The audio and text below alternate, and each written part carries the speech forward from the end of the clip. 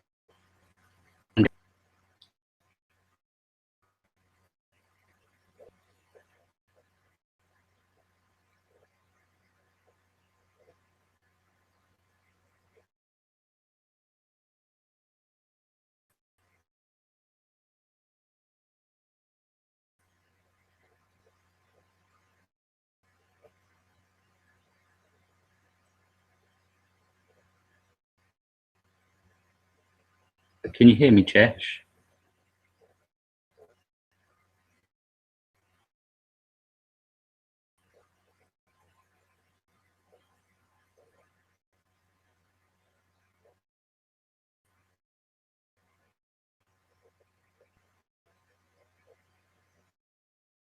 Screen's on. Can you see the screen? Does my picture show up?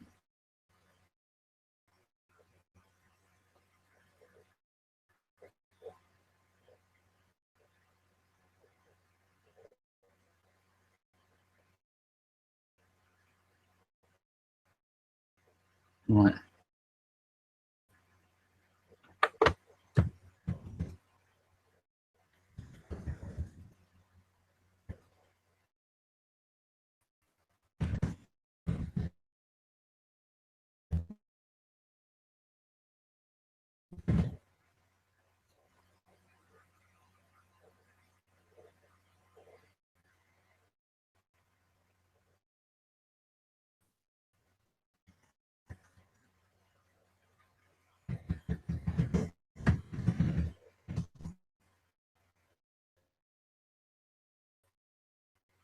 Can you see the picture?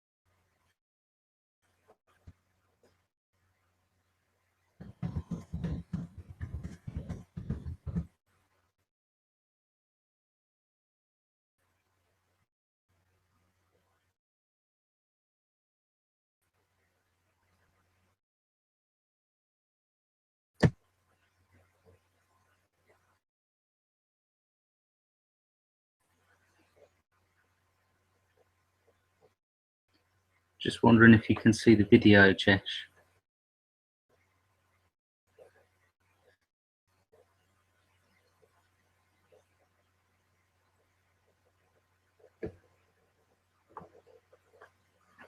How's the sound now?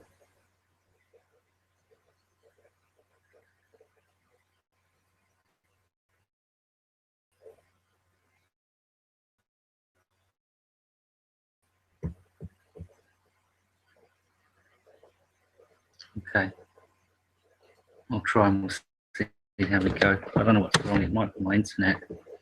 Thanks.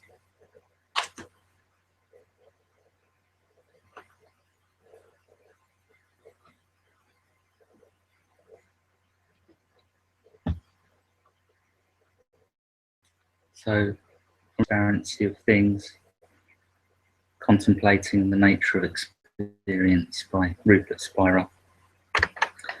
And very close, been reading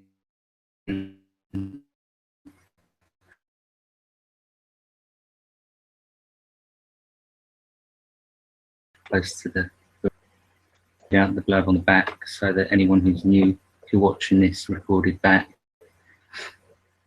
then you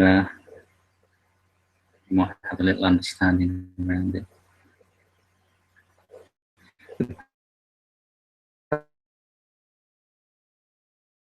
Purpose clearly experience without any attempt to change it. A series of contemplations leads us gently but directly to see that our essential nature is neither a body nor a mind. It is the conscious presence that is aware of this current experience. As such, it is nothing that can be experienced as an object, and yet it is undeniably present. However, these contemplations go much further than this. As we take our stand knowingly as this conscious that we always already are, and reconsider the objects of the body, mind, and world, we find that they do not simply appear to this presence, they appear within it. And further exploration reveals that they do not simply appear within this presence, but as this presence.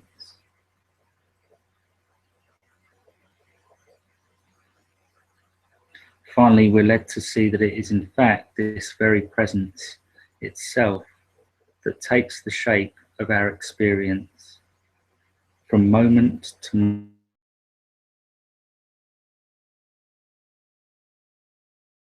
moment.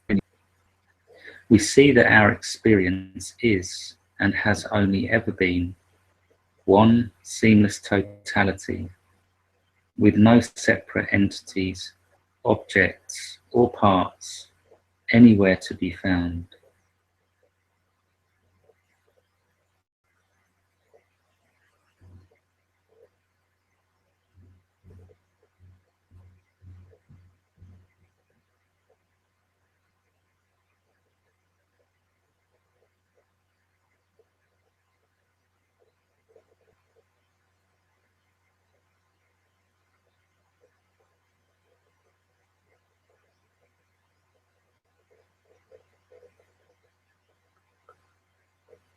So from the level of the mind, I guess that might sound to be something that's quite hard to believe in. But it's interesting that this book has taken us, Rupert's pointings have taken us to the understanding, it can take us to the understanding that it's our beliefs that have been concealing and preventing us from seeing this as reality. It's these thoughts and beliefs that condition our experience and create the illusion and the feeling that I am here, this body, this mind, separate from an outside world and others.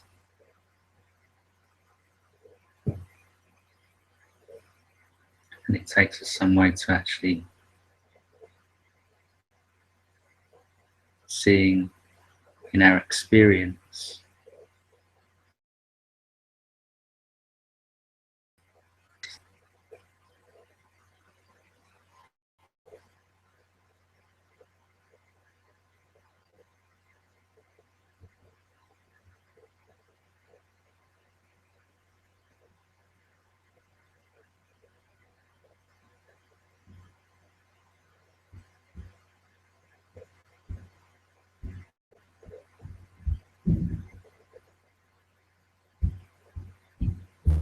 The thing is, we might take it on as a belief that we're not separate, that we are one, that we are just this presence, this one consciousness, awareness, beingness.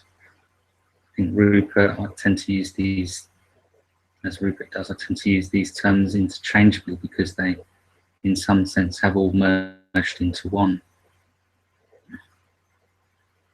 Because they're just words, they're labels.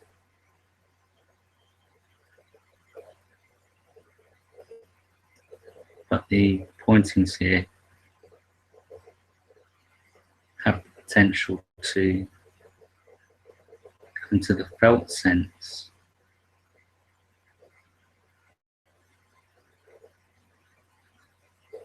by highlighting and burning up the conditioning that causes us to feel separate.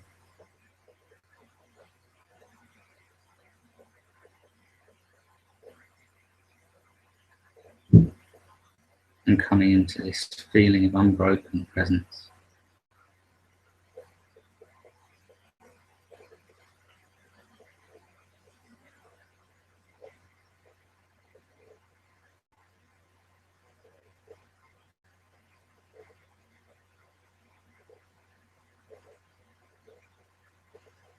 I mean, no labels or ideas or beliefs can divide up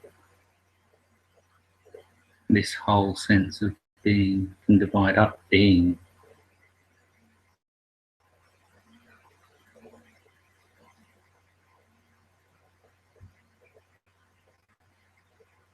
Being remains regardless of what thoughts are present. In fact, the thoughts to be present, there must be being. There must be this presence.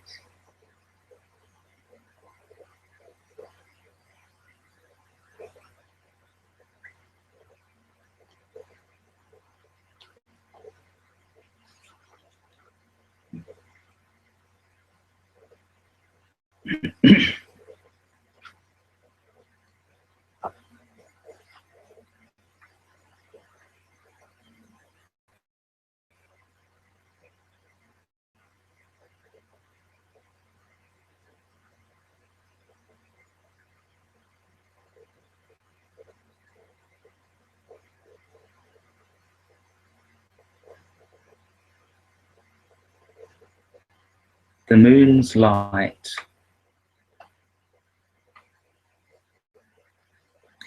consciousness is present even in thoughts and feelings that do not appear to express the true nature of our experience, such as I am the mind or I am the body. The sense of identity that pervades these thoughts and feelings, the I am part, is of consciousness. It is only the inadvertent association of this I am with a body and a mind that results in the belief and feeling that we are separate, limited entities.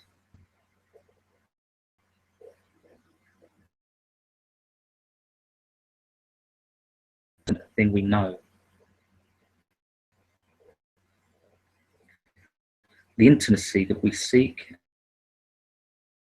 and is intimacy of our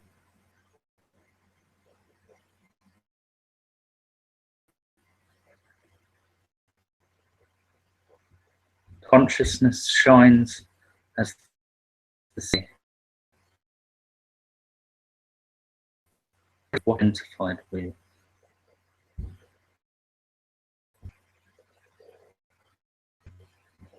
The fact that consciousness seems to be limited to a body does not mean that it is limited. It means that we experience it as such. it seems to experience as such.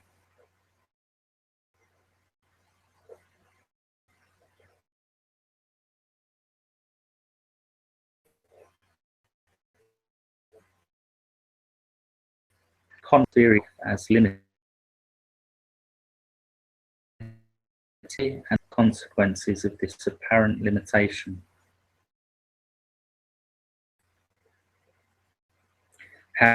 However, this is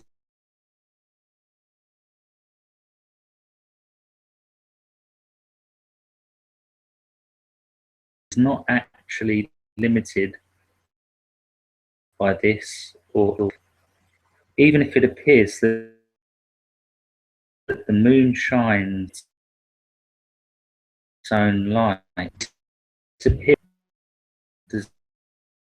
that it is the sun's light with which it shines.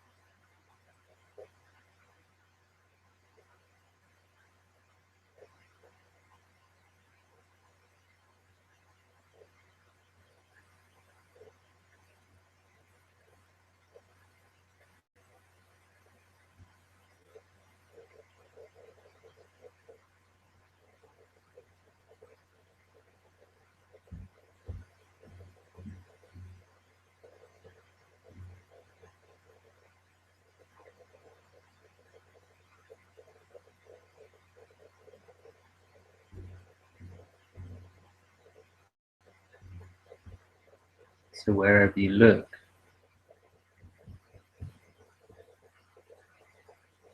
there is consciousness.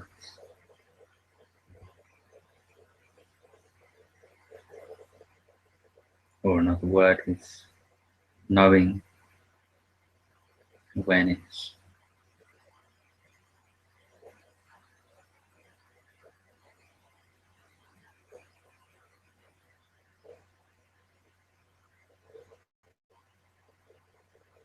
Illuminating the experience, appearance.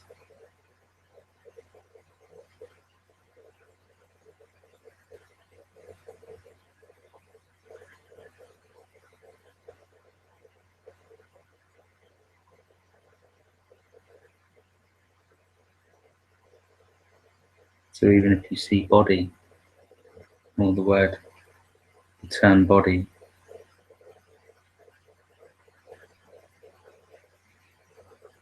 which really is only a combination of seeing and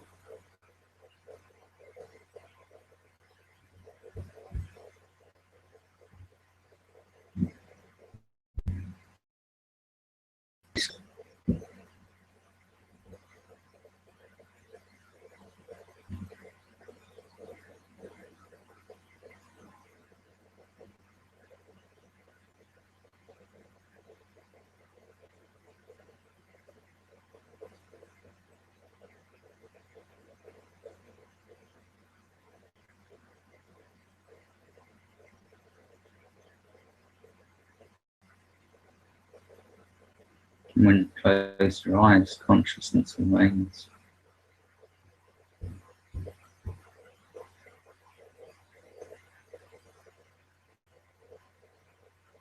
When you open your eyes, consciousness is there.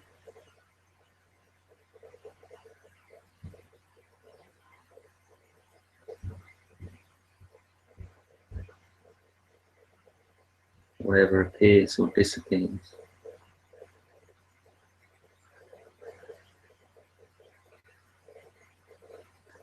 There is consciousness.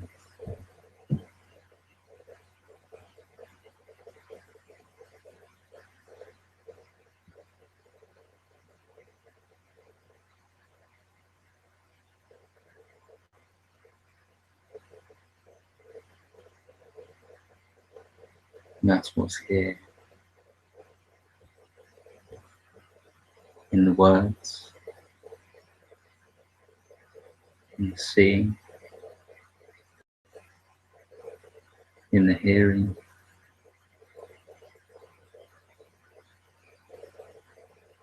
How can it be other than consciousness?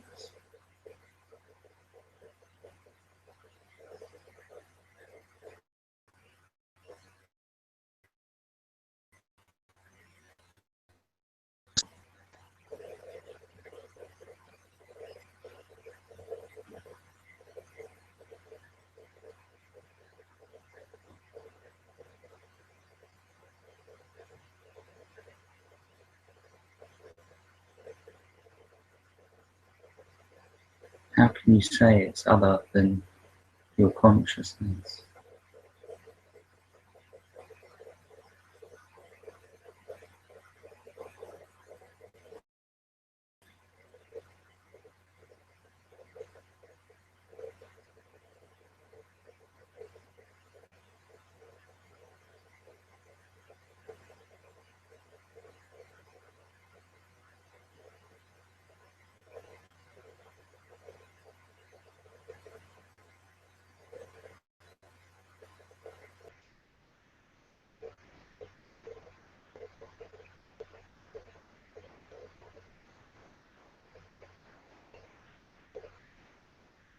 Whilst we've learned and been conditioned to separate our experience, give things names and project them seemingly outside of this body which we've exclusively identified ourselves with.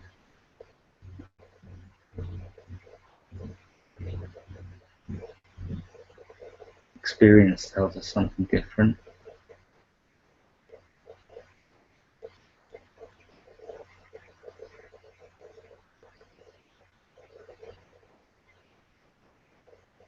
Experience tells us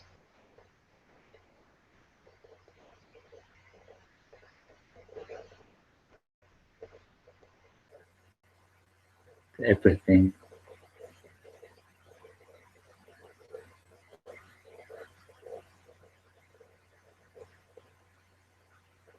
that appears is totally intimate, close,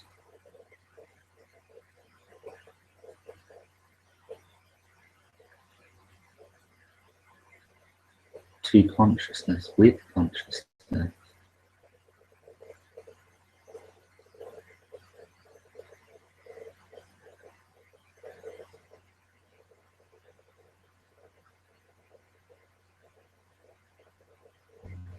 If we actually try and find an experience, two things, two clearly defined things, consciousness and appearance.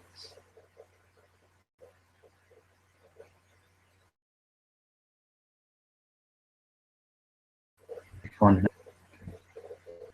or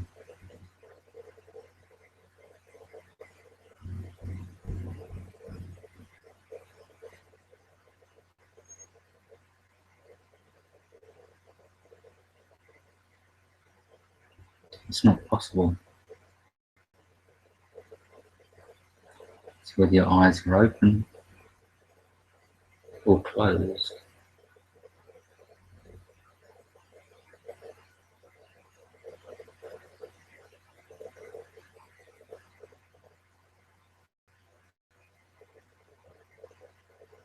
try and find two things, consciousness distinct from an appearance.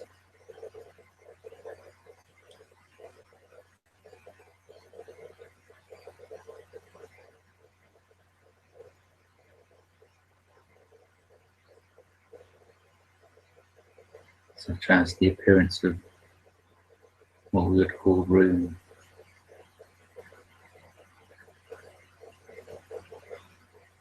We find a place where consciousness stops and room begins.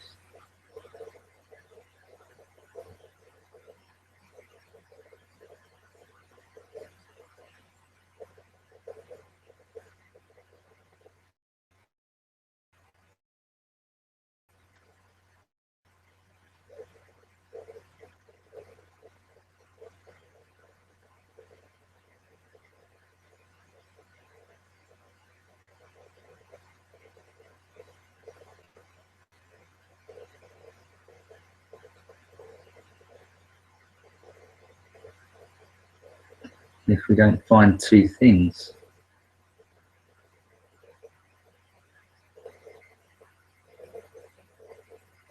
we can only deduce from that, from experience, that appearance of anything is only this consciousness.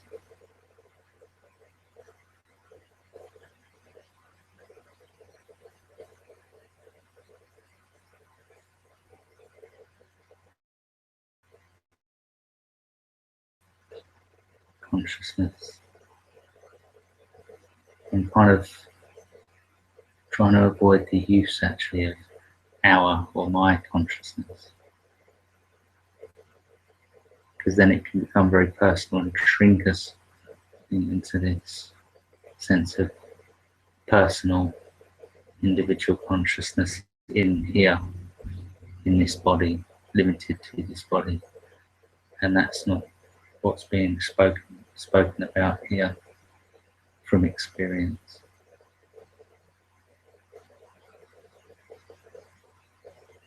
We leave that idea,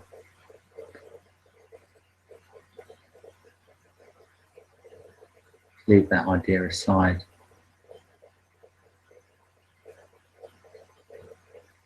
Suspend our belief in that fundamental assumption and just be what we are, primarily.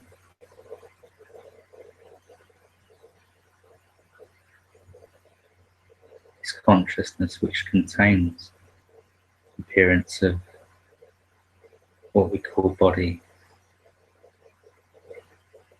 which is only an appearance of sensation and seeing.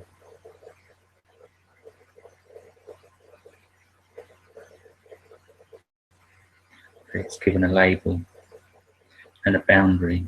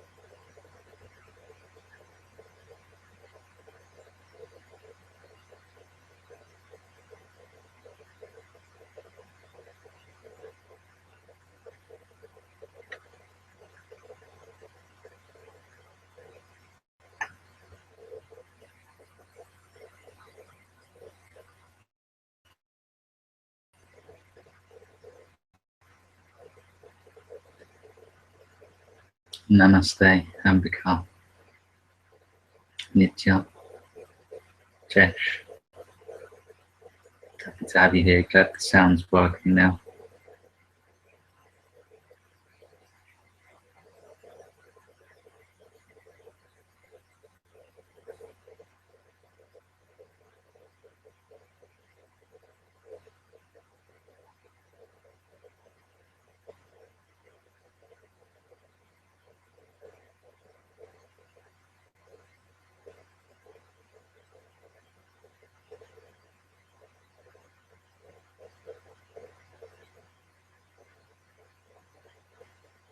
So when you see what seems like other,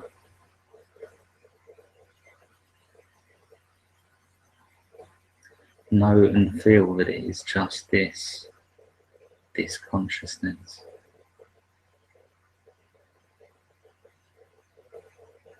An appearance of this consciousness.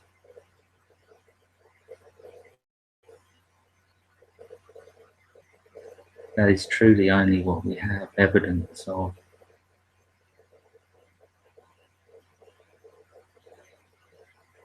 This narrative that it's the other is separate to me.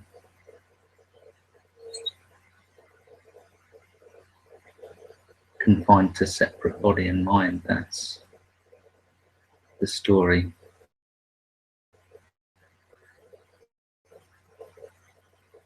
That consciousness is limited inside this body and mind.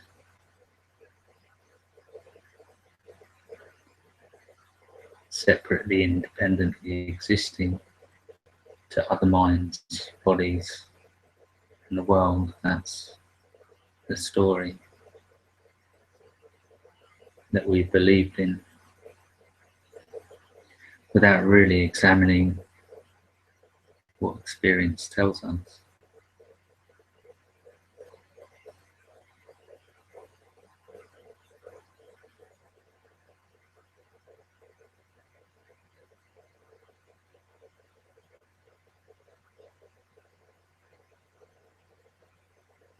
The story of a personal self.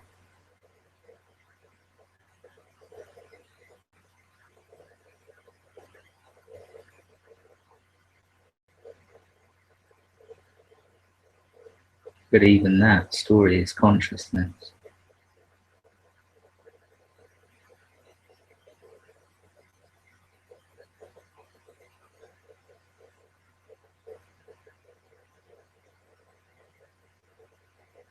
The same awareness.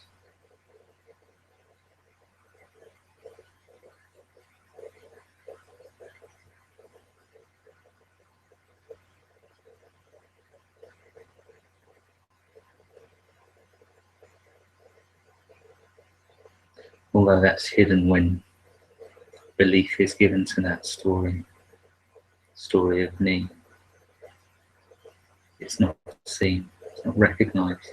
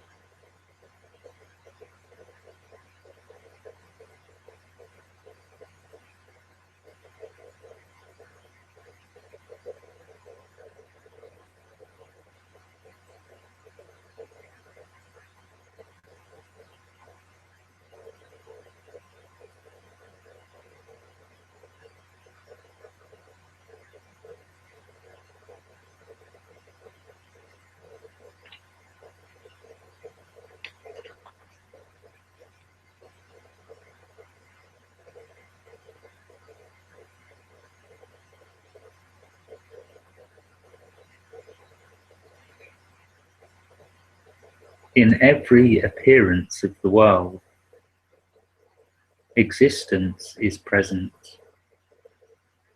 independent of the particular character of the appearance.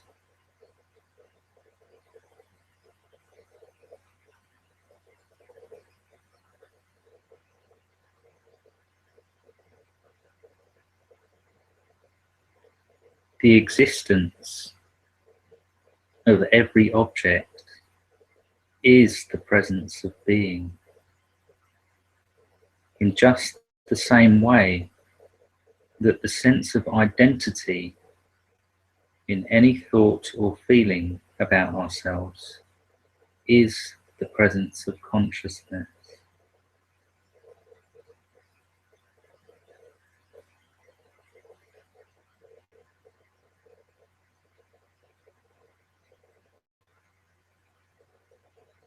Consciousness is to myself what existence or being is to the world.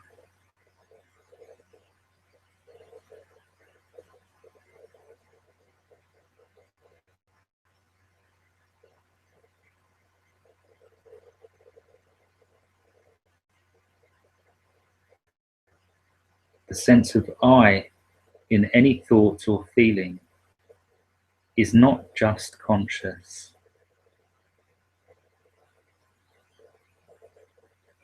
It is present. It is being as well as consciousness.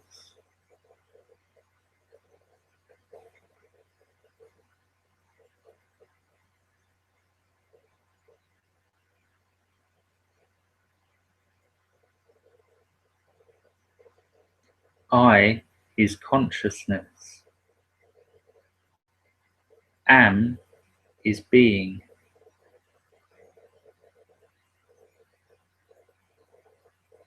The experience of I am is the most intimate and familiar experience we know. It is the experience of the oneness of consciousness and being.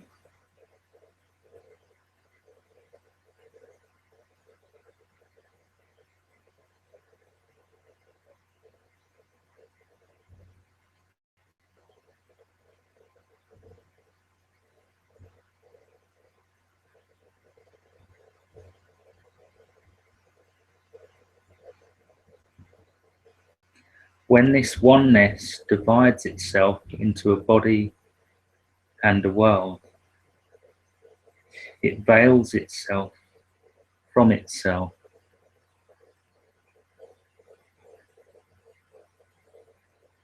Likewise, every object appears within consciousness, and its existence cannot be separated from the presence of consciousness.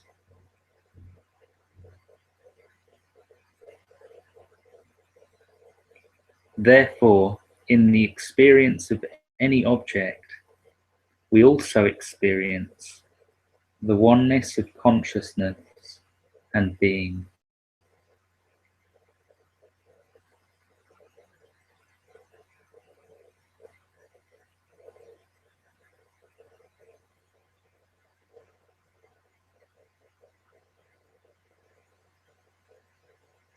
So whether we start from ourselves or from the world, we are brought back to the oneness of consciousness and being.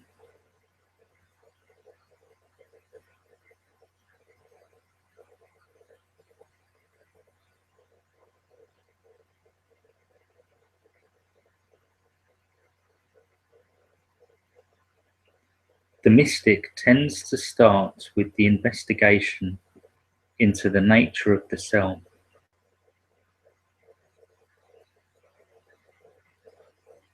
The artist tends to start with the investigation into the world.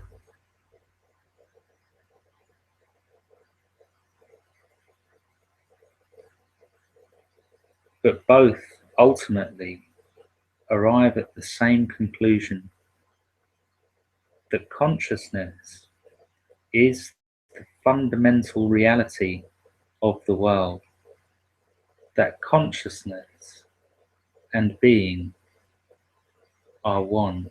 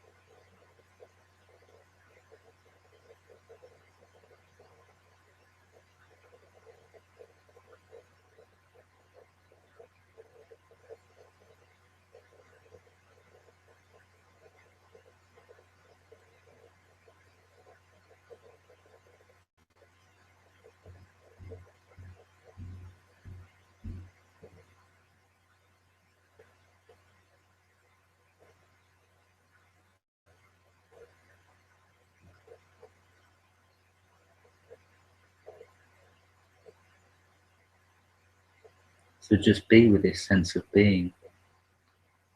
Again, when you're listening to these words, don't try and believe in them.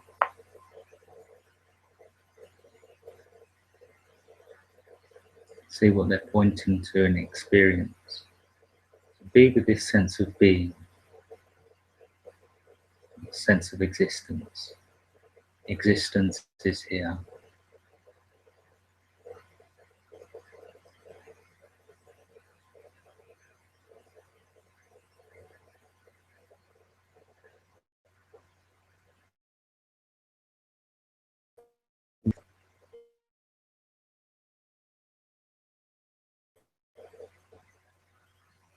Denying that.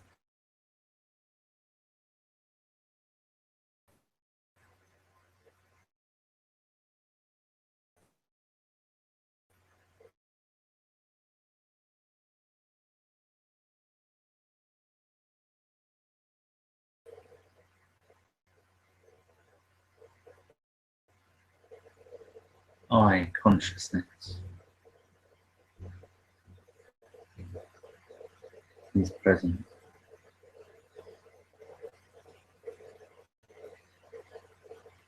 I am consciousness, existence.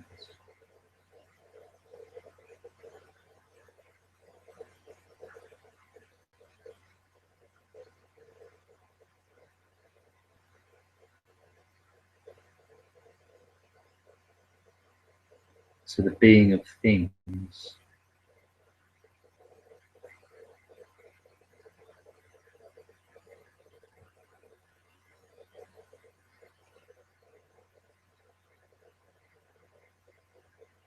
can they be found separate from consciousness?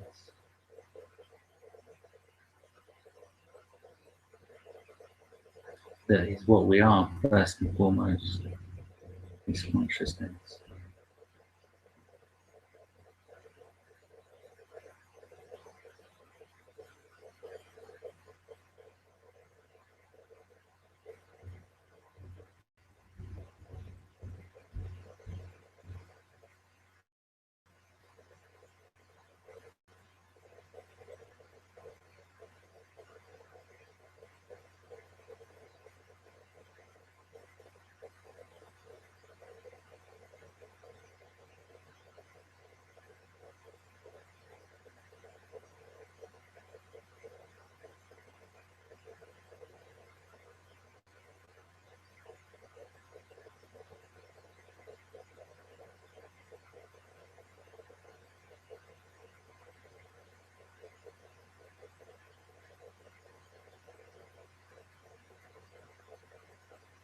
Simplest way to understand this is to ask, would existence be here if there were no consciousness?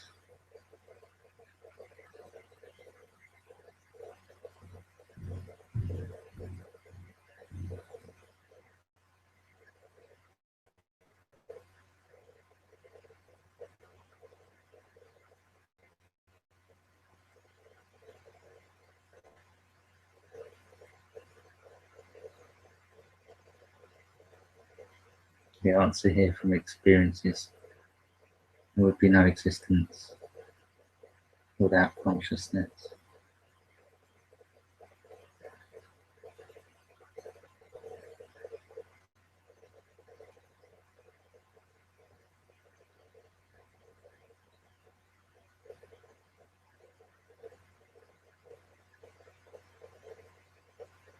Consciousness and existence arise together. They don't even arise, and it's another word that's used.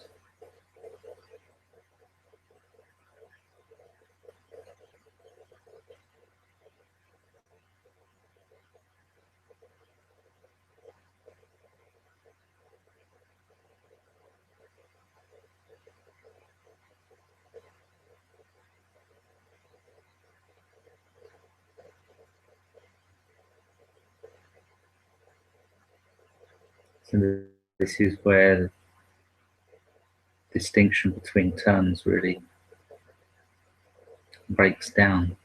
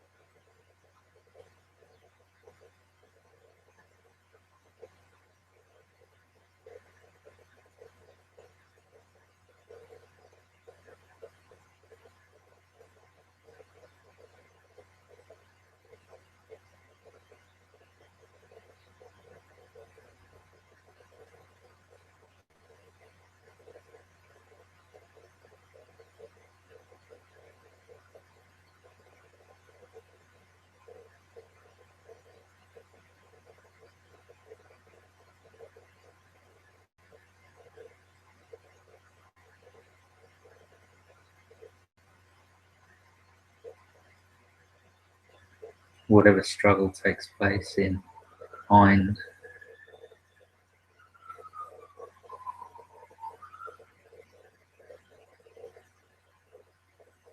whatever thoughts or feelings appear.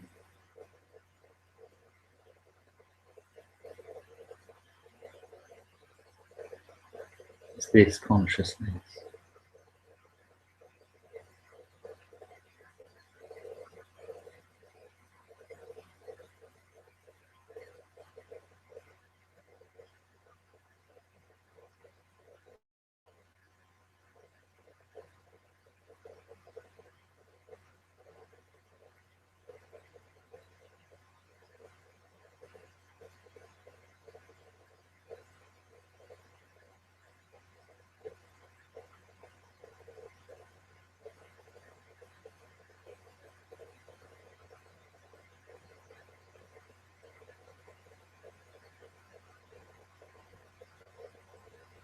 So nothing really can take you away from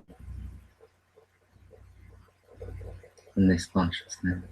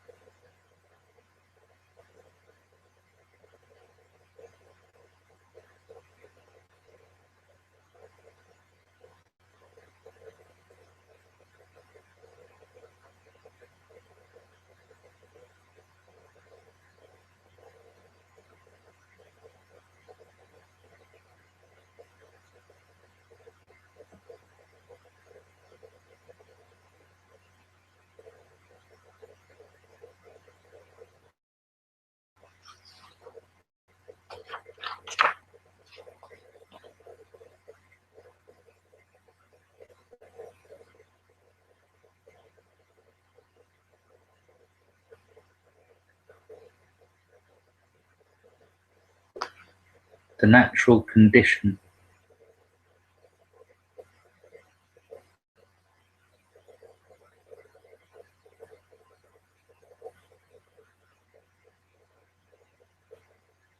consciousness is naturally one with all things.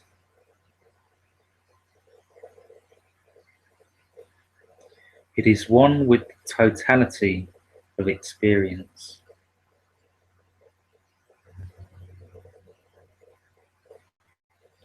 However, at times, consciousness contracts itself, shrinks itself into a body, and this self-contraction requires constant maintenance.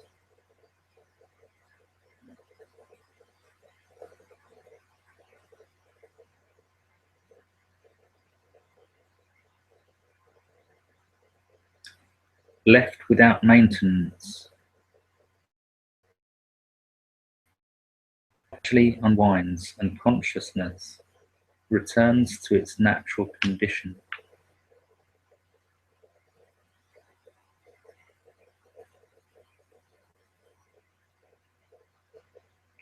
Desiring and fearing are two of the main ways that consciousness maintains its self-contraction as an apparent separate entity.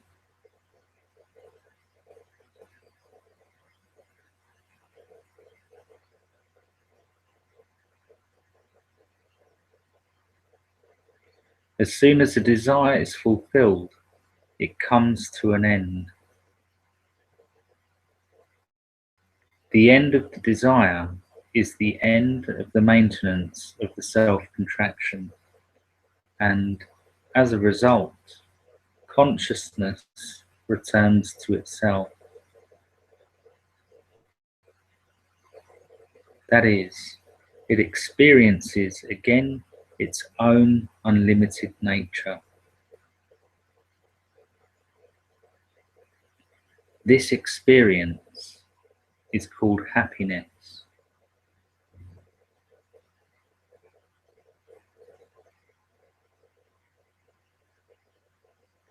Consciousness does not in fact return to itself. It just recognizes itself. It knows itself again as this unlimited openness, welcoming, sensitivity.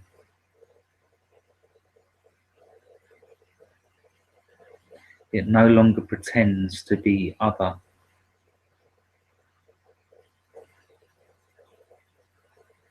It no longer hides itself from itself.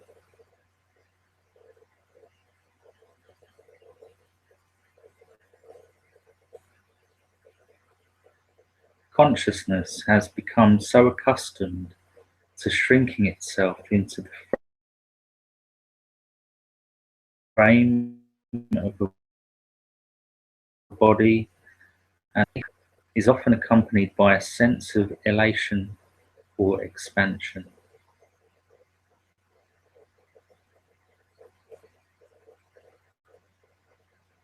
However, as consciousness becomes more and more accustomed to abiding in and as itself,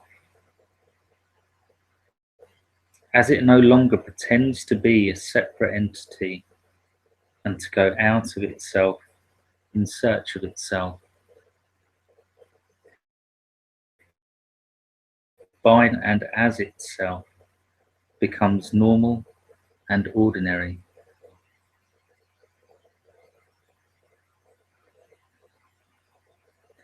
In fact, it is the self-contraction which once seemed to be so normal and ordinary that now becomes extraordinary.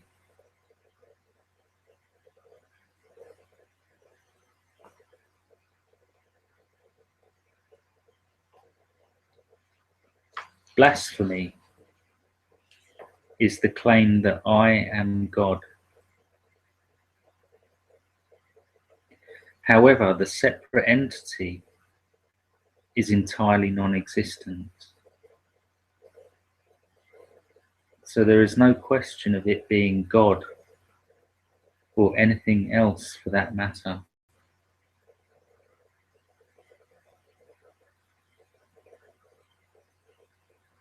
The real blasphemy is to think I am a separate entity.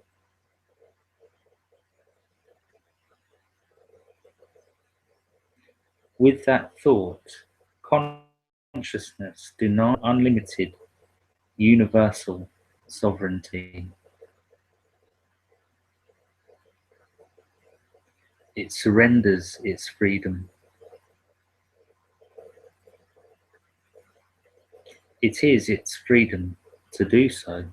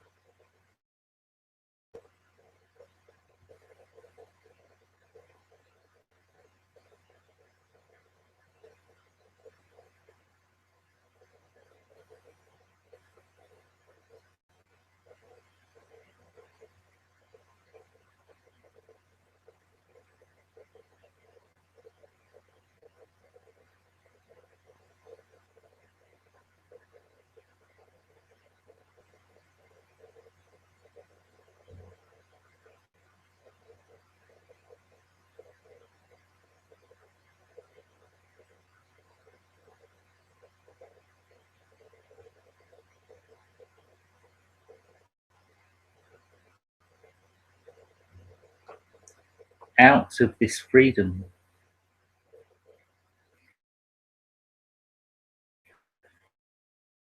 consciousness and through the faculties of thinking, imagining, sensing, and perceiving. In the natural condition, this projection is known and felt to be taking place within consciousness, and every part of it is known and felt equally as an expression of consciousness. as consciousness itself.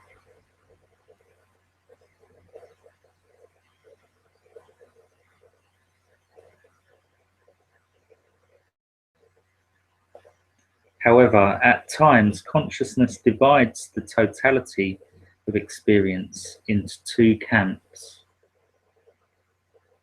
Everything that is part of the not me camp is called the world.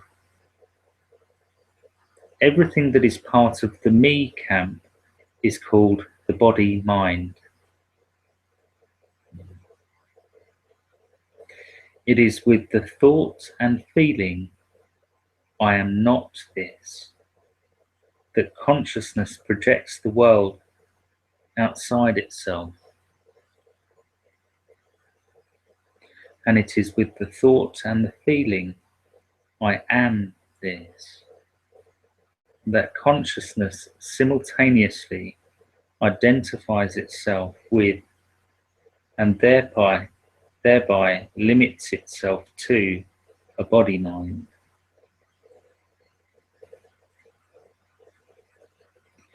This cycle of projecting the mind, body, and world every morning and withdrawing the projection every night, as well as many other times during the day, in exactly the same way, even when consciousness has come to recognize its own unlimited freedom.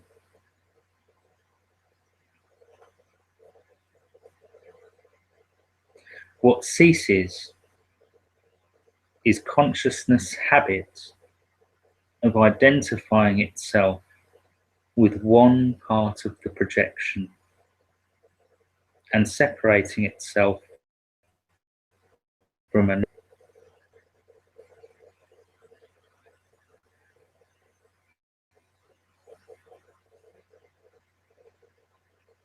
The thought and feeling, I am this part of my projection, but not that part. I am the body, but I am not the world, ceases.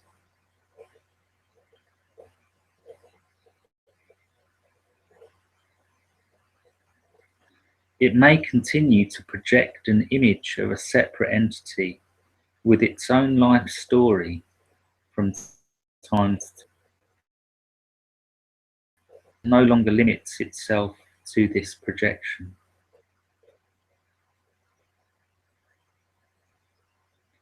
Even if it reappears from time to time, it is quickly recognized as an old habit that is not substantiated by actual experience, and it is abandoned.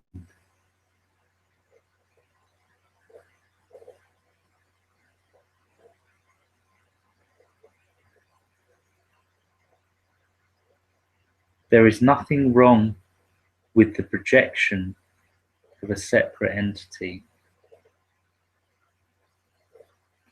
It is essential for many aspects of life. It is only the exclusive identification with it that is problematic.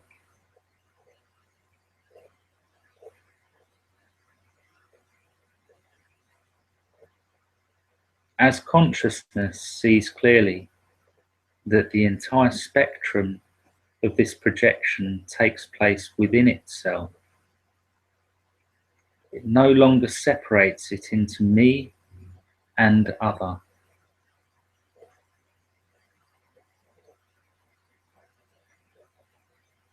It sees all things in and as itself.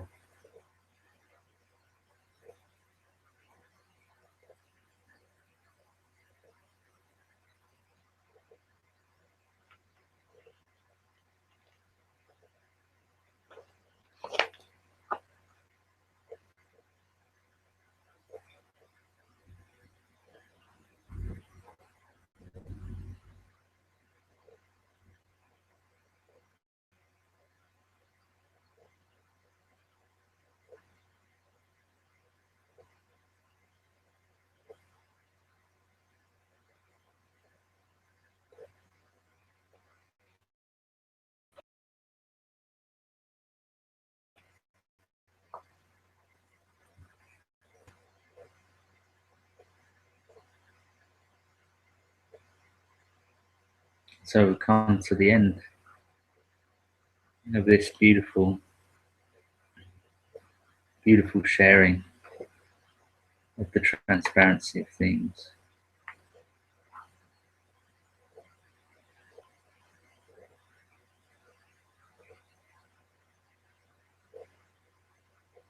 It's a real beautiful confirmation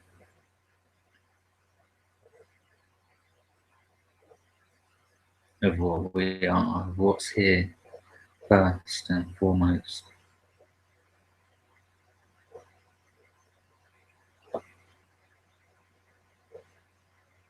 Before belief.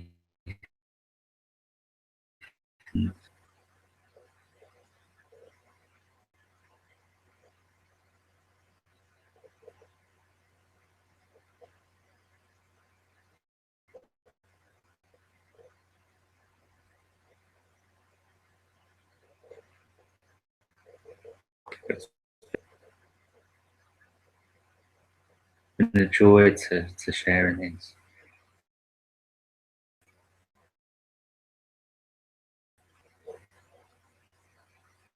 But even though the story of the ending of this book may be present, just as it says here, the story may still appear.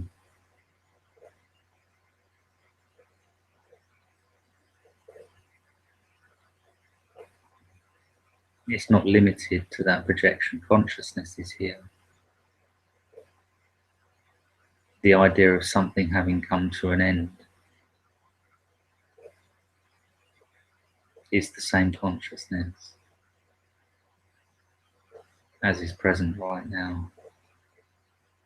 It's just given a particular flavour, particular colouring.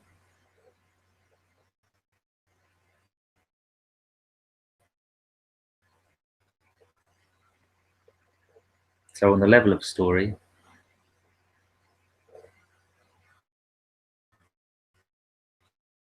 I'll still sharing some Rupert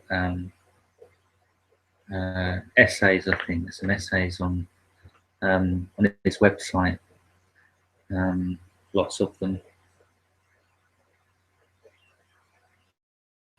Of experience, the nature of ourselves. So we haven't actually come to an end as such. So I hope to be sharing more of that on the Advaita channel. If anyone wants to join, I hope Father might be able to join us on some occasions.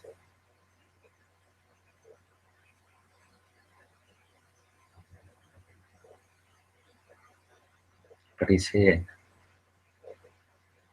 in this presence now.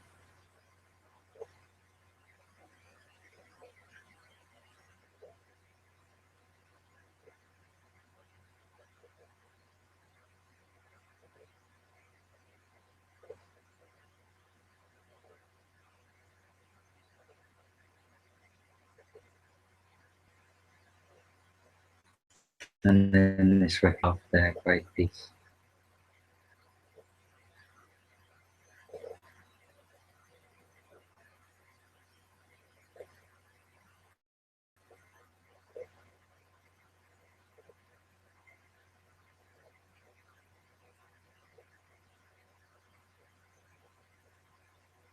Thanks for joining, Jesh. Did you want to say anything? No, that's fine. Just look on YouTube. Nitya, Ambika, for joining. Anyone else that's tricky?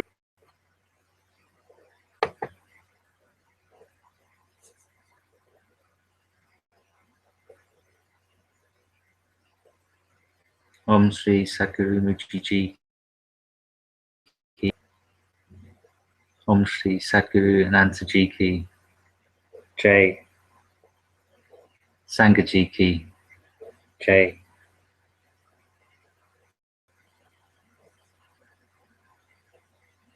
Thank you. Have a lovely day.